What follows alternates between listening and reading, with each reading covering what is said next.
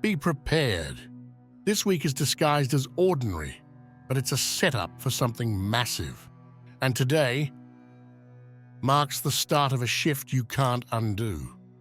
This isn't just another week. It looks calm, quiet even. The new moon is creeping in on the 27th, and from the outside, everything feels still.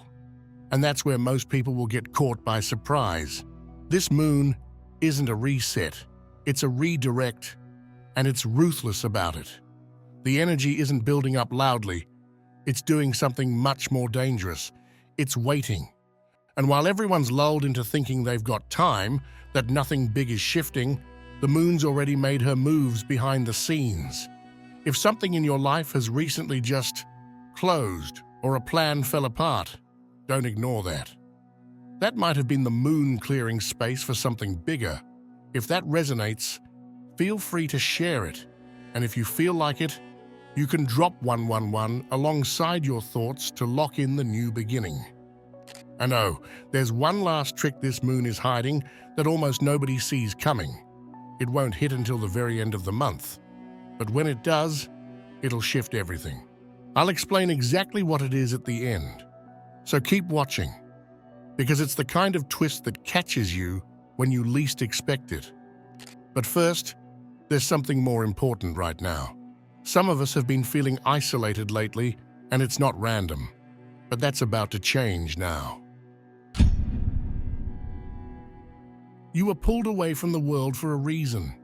Now the reason is shifting. Whether you noticed it or not, the past year, maybe even longer, has felt like a forced retreat. Less connection, more solitude. Maybe people drifted. Maybe you stopped reaching out. Maybe you just didn't feel like being out there anymore. That wasn't random. That was a spiritual quarantine. You were being held back from certain frequencies, detoxed from noise, protected from patterns that no longer belonged to you. But now, something's breaking open. This week, the moon starts peeling back that energetic layer. Not with a bang, not all at once, but with subtle, powerful invitations. A message, a pull, a reason to show up again. You might start feeling the urge to speak up, to reconnect, to return, even if you're scared, even if you've changed.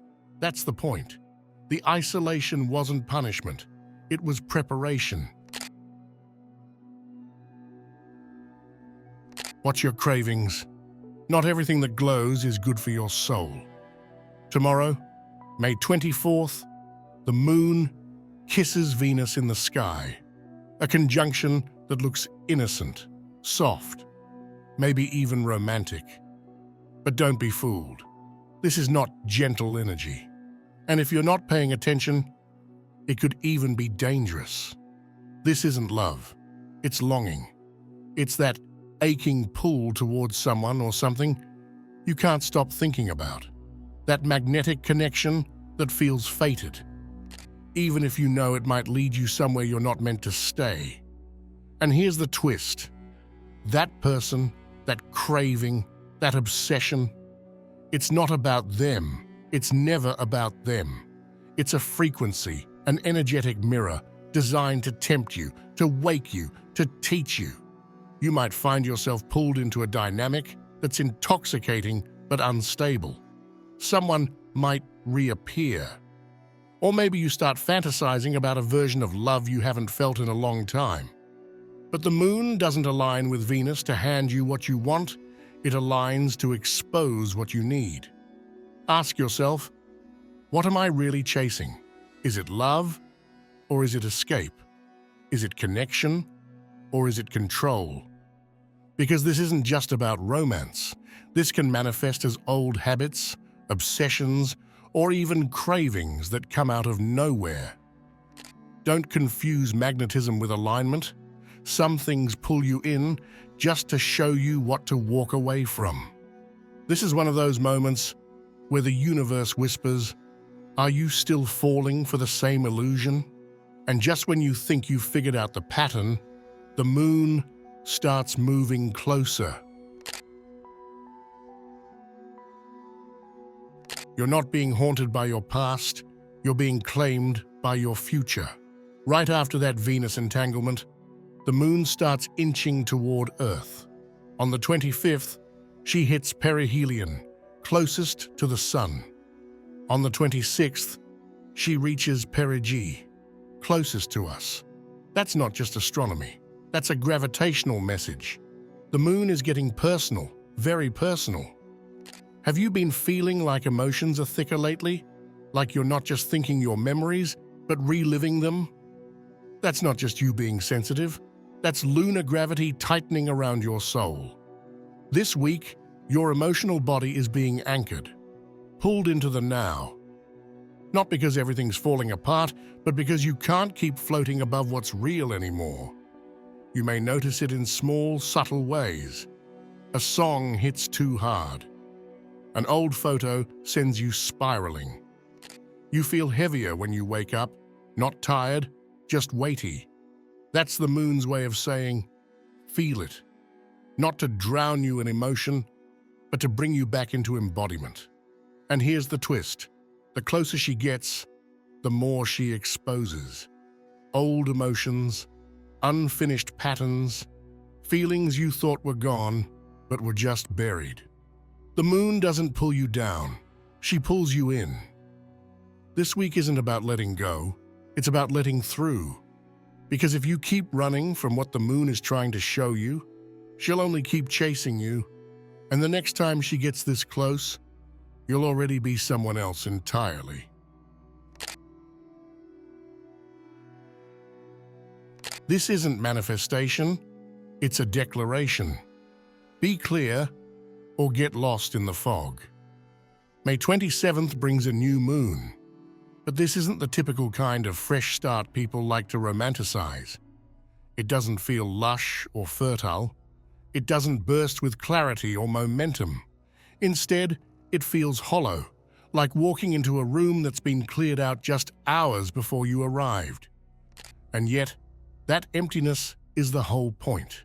This is a new moon, sitting in a strange, energetic pocket. Just behind it, the moon's intense approach to Earth. Just ahead, it's meeting with Jupiter, the planet of expansion and revelation. Caught in the middle is you, somewhere between pressure and potential, craving direction, but staring at a blank page that refuses to tell you what to write. Here's the truth. This new moon isn't meant to give you answers. It's here to create space, so the real questions can finally echo loud enough to hear. It's not a moment to manifest in the fluffy, idealistic sense. This is the kind of lunar moment that demands clarity, not fantasy. If you choose to write your intentions now, treat them as contracts. Choose your words as if you're chiseling them into stone. Because this moon isn't listening to vague wishes, it's scanning your energy for what you're ready to commit to. There's something eerie about the stillness of this new moon. You might feel like you're in limbo, but that quiet is deceptive. It's not the absence of motion, it's the inhaled breath before a shout. And when Jupiter comes in right after, that breath turns into something much, much louder. If you've been drifting, this is the point where you stop floating and start deciding. Who are you becoming? What have you outgrown? What do you need to let go of, just so something real can take its place? This isn't a blank page, it's a trapdoor. And the words you choose to write now might decide whether it opens into something higher or drops you deeper into the maze. Not all expansion is abundance.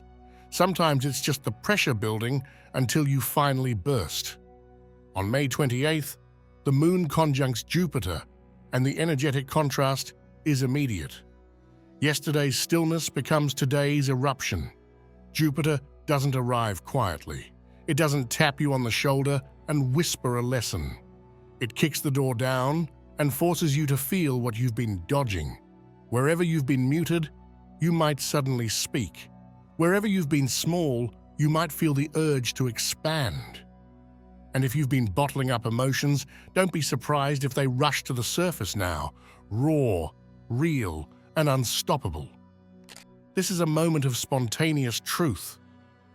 That thing you've been trying not to say, that realization you didn't want to admit, Jupiter amplifies whatever you've been sitting on, and the moon turns it into something emotional, something visceral.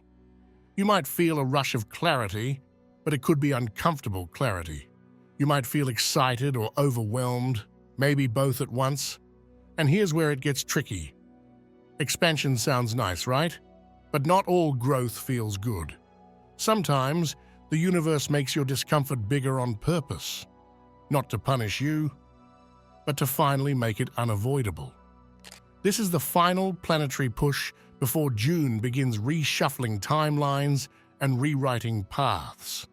If the last few weeks have felt like spiritual boot camp, this is your graduation or your breakdown, maybe even both.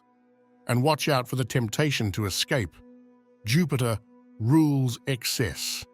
It wants more, so you might find yourself reaching for distractions, indulgences, or impulsive decisions.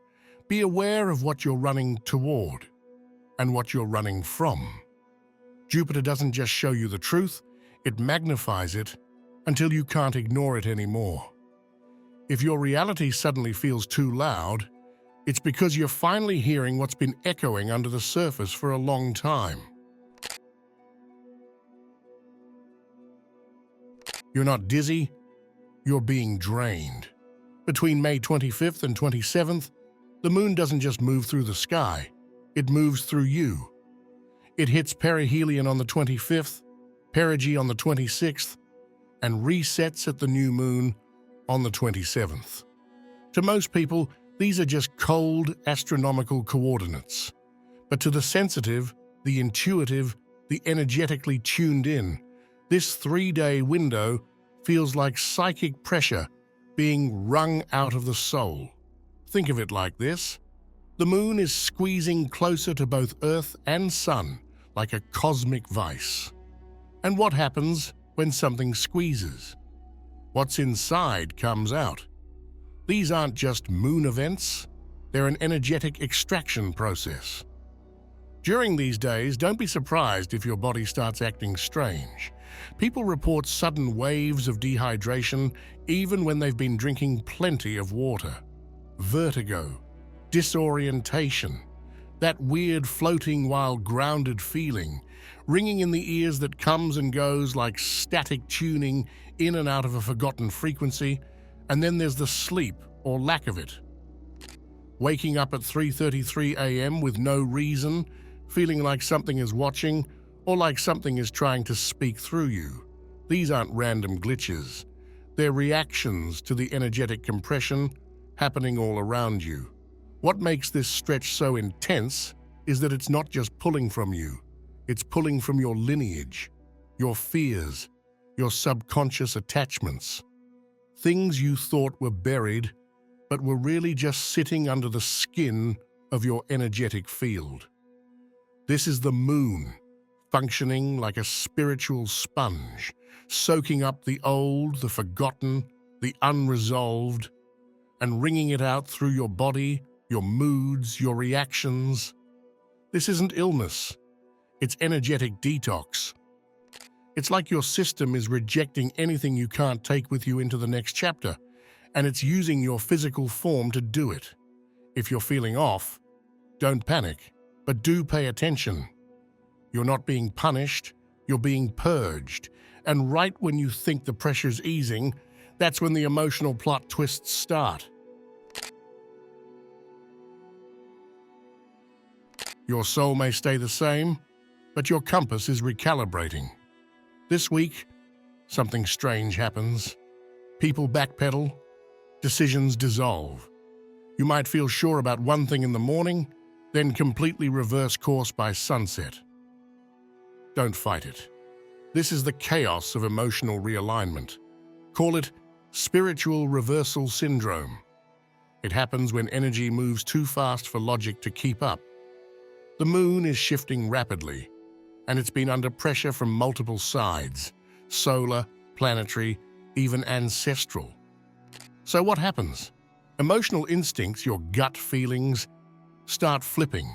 That person you were obsessed with last week, suddenly they seem dull, distant, or energetically off. That thing you swore you didn't want? Now it's all you can think about. You might ghost someone unexpectedly, or finally respond to a message you left unanswered for weeks. You may even feel like a different version of yourself is steering the wheel, because in some ways, that's exactly what's happening. Energetic recalibration rewires your inner compass, not because you're flaky, but because your soul's priorities are realigning, and they're doing it faster than your conscious mind can rationalize. This week, don't trust surface-level impulses. What you feel isn't always what's true. Instead of acting on your instincts, observe them. What's the pattern behind the pull? What does your reversal say about the old version of you that made the original decision? Reversals aren't betrayals, they're updates. And this doesn't just apply to you, it applies to others around you too. So if people flake, change, backtrack, or surprise you, don't take it personally. Everyone's tuning their frequencies in real time. Everyone's trying to hear their own signal through the static. This is a week of recalibration. Let yourself reorient. Just don't rush to lock anything in, because what feels true now may evolve again before the week is even over. This week, as the new moon unfurls its strange quiet and folds itself into the gravitational pull of Venus and Jupiter, something begins to stir, not just in the stars, but deep in the psyche. And you might not notice it during the day, but at night, everything opens. Your unconscious doesn't whisper this week, it broadcasts. And it uses your dreams to deliver messages that aren't just symbolic, they're catalytic. A lot of people are already reporting nightmares, lucid sequences, or bizarre fragments that stick in their minds hours after waking. And while the instinct might be to shake them off or look up quick interpretations online, don't. This is not the kind of dreaming you're used to. These dreams aren't warnings to run from. They're spiritual invitations you're being dared to accept.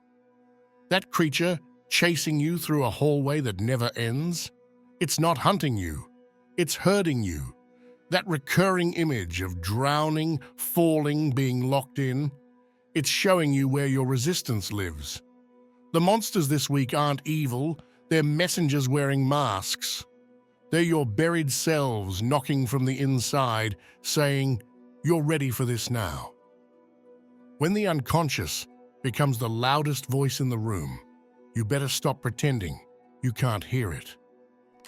Don't be surprised if your dreams this week feel more vivid, more tactile, like you wake up with emotional residue stuck to your skin. Don't be surprised if you dream about people you haven't seen in years, or places you've never been but somehow recognize. It's because the new moon, coupled with the vibrational influence of Jupiter and Venus, is opening a wormhole in your psyche, connecting old soul threads to your current timeline. You're not dreaming just for the sake of processing. You're dreaming to be rerouted. Some of the guidance you're waiting for won't come through signs or synchronicities. It'll come through shadow, through the places you've been too scared to look. So pay attention. And don't dismiss anything just because it's weird, dark, or hard to explain. This week, your subconscious is not playing games. It's giving instructions, coded in symbol, wrapped in metaphor, and delivered when your defenses are down. The darkness in your dreams is not your enemy, it's your initiation.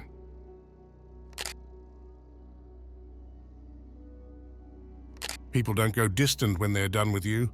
They go distant when something inside them starts screaming louder than your voice. This week, the emotional weather isn't just internal, it leaks. It moves through people, spills into relationships, and rearranges dynamics you thought were solid. Don't be surprised if your group chats go quiet, if your most reliable friend suddenly pulls back, if someone sends you an emotional paragraph out of nowhere, or worse, nothing at all. This is what it looks like when the moon messes with frequency. Right now, people are under energetic pressure they don't fully understand. Their emotional bandwidth is fried, and that means they act weird.